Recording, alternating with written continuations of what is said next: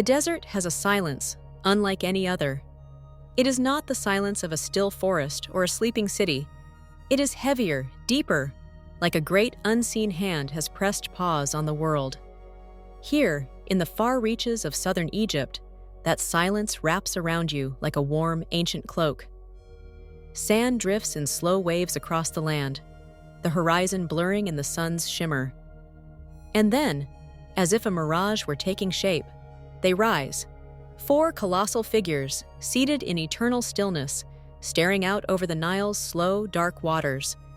Their faces are carved with the calm assurance of kings who believe their reign will never end. These are the temples of Abu Simbel, monuments not just of stone, but of ambition, power, and a story so improbable that it feels almost like a legend. A story of creation, of near destruction, and of one of the greatest rescues in human history. To truly feel the weight of their presence, you have to stand at the base of those statues. Each is more than 60 feet tall, their knees higher than a man's head, their eyes peering out across centuries as if daring time itself to challenge them. Their lips are unsmiling, yet not cruel, the kind of expression that says, "I have seen the world, and I remain unshaken." Every line of their faces was once a deliberate stroke from a chisel in the hands of artisans nearly 3,300 years ago. The story begins with Ramses II, Ramses the Great, one of the most powerful and celebrated pharaohs in Egypt's long history. When he commissioned Abu Simbel, it was not merely a temple, it was a statement carved into the bones of the earth. Built in the 13th century BCE during Egypt's New Kingdom, the twin temples, the Great Temple dedicated to Ramses himself, and the smaller one honoring his beloved queen Nefertari, were both political and divine declarations. Imagine the message they sent to anyone traveling down the Nile from the south. As you approached Egypt's border, the first thing you would see would not be soldiers, but gods and kings, towering sandstone guardians proclaiming Egypt's might and the divine right of its ruler. The temples were carved directly into the mountainside, their entrances perfectly aligned so that twice a year, on February 22nd and October 22nd, the rising sun would pierce through the temple's darkness and illuminate the inner sanctuary, lighting up statues of the gods, all except for Ptah, the god of the underworld, who was always left in shadow. It was brilliance not just in artistry, but in cosmic precision. For over 3 millennia, the temples endured, through shifting sands, through the slow rise and fall of empires, through the arrival of Greeks, Romans, Arabs, and Europeans. They stood through all of it, watching the Nile flow and recede like the breath of the earth. But in the 20th century, for the first time, they faced a threat that even Ramses could not have imagined.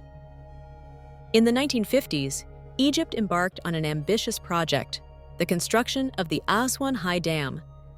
It was to be a marvel of modern engineering, taming the Nile's seasonal floods and bringing irrigation and electricity to millions. But such progress came with a terrible cost. The dam would create a vast reservoir, Lake Nasser, and its waters would rise high enough to submerge countless archaeological treasures along the Nile's southern reaches, including Abu Simbel. Imagine it, 3,000 years of history, art, and cultural identity, drowned forever beneath the muddy waters of a modern lake. The temples would vanish, not through the slow erosion of time, but in a matter of weeks. But here's where the story takes a turn worthy of legend. In 1960, faced with the impending flood, Egypt called upon the world for help. And the world, remarkably, answered. Under the leadership of UNESCO, an unprecedented international effort was launched. Engineers, archaeologists, craftsmen, and laborers from dozens of countries came together for a single, monumental task: to save Abu Simbel. The plan was audacious, almost unthinkable. They would cut the temples apart. Yes, those massive statues, those perfectly aligned chambers, the delicate carvings and hieroglyphics. Every inch of them would be sawed into giant blocks, some weighing up to 30 tons, labeled, moved, and reassembled on higher ground, safely above the floodline. Picture the scene. Scaffolding climbing up the faces of the statues, cranes swinging in the relentless desert sun, the air alive with the roar of machinery and the grit of sandstone dust. The precision required was staggering. Each cut had to be made with absolute care to preserve the art, each block mapped so that when reassembled, it would be indistinguishable from the original. And all of this had to be done before the waters rose. The deadline was unmovable. Nature would not wait. For 4 years, from 1964 to 1968, the work went on. Day after day, under heat that could warp metal and sear skin, they dismantled Ramses' masterpiece, lifted it piece by piece, and rebuilt it on an artificial hill 200 feet higher and 650 feet back from the river. The interior chambers were reconstructed to the millimeter, preserving not just the structure, but its alignment with the sun's sacred journey. Even the mountainside into which the temples had once been carved was recreated, a false cliff, hiding the fact that the whole thing was, in a sense, now a monument twice over, once to ancient Egypt and once to modern humanity's will to preserve it. When the work was done and the rising waters of Lake Nasser finally lapped at the base of the new shoreline, Abu Simbel stood safe, gazing out over a changed world. It was, and still is, considered one of the greatest feats of archaeological engineering in history. But the rescue of Abu Simbel is more than a tale of moving stone. It is a reminder that history is not something we only inherit, it is something we choose to protect. The people who saved these temples were from different nations, cultures, and faiths, yet they labored side by side for years, driven by a shared understanding that some things belong to all of us, and once lost, can never be remade. And still, the mystery of Abu Simbel persists. Standing before those colossal figures today, you might wonder, what drove Ramses to build something so enduring? Was it purely political, a show of power to the Nubians and other rivals? Was it an act of devotion to the gods? Or was it, as some whisper, a bid for immortality, an attempt to carve himself into the very fabric of time so that he would never be forgotten? The temples also raise questions of ancient engineering. How did workers over 3,000 years ago carve such enormous statues directly into the rock with such precision, without steel tools or modern machinery? How did they achieve such perfect astronomical alignment that even after being dismantled and rebuilt, the sun still finds its way to the sanctuary on exactly the same days? And then there's the feeling, harder to define, but impossible to ignore.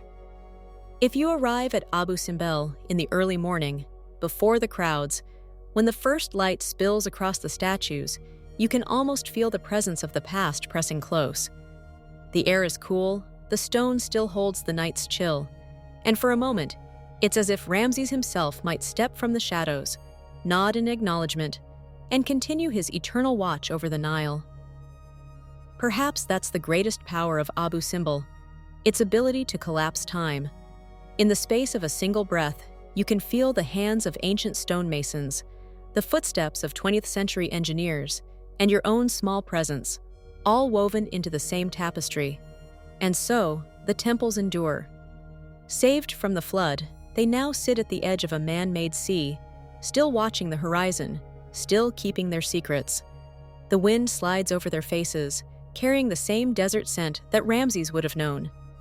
The sun rises and sets, and twice a year, it slips into the sanctuary just as it always has, touching the gods with its golden hand. It's a reminder that no matter how much the world changes, there are places where the past refuses to be erased. Thank you for standing in the shadow of Abu Simbel with me. If you could step into any moment of its history, to watch the ancient masons carving it from the mountain, to witness Ramses dedicating it, or to see the cranes and cables of the rescue, which moment would you choose? I'd love to hear your thoughts in the comments. And if you enjoyed this journey into the unknown, please like, comment, and share. It truly helps keep these stories alive.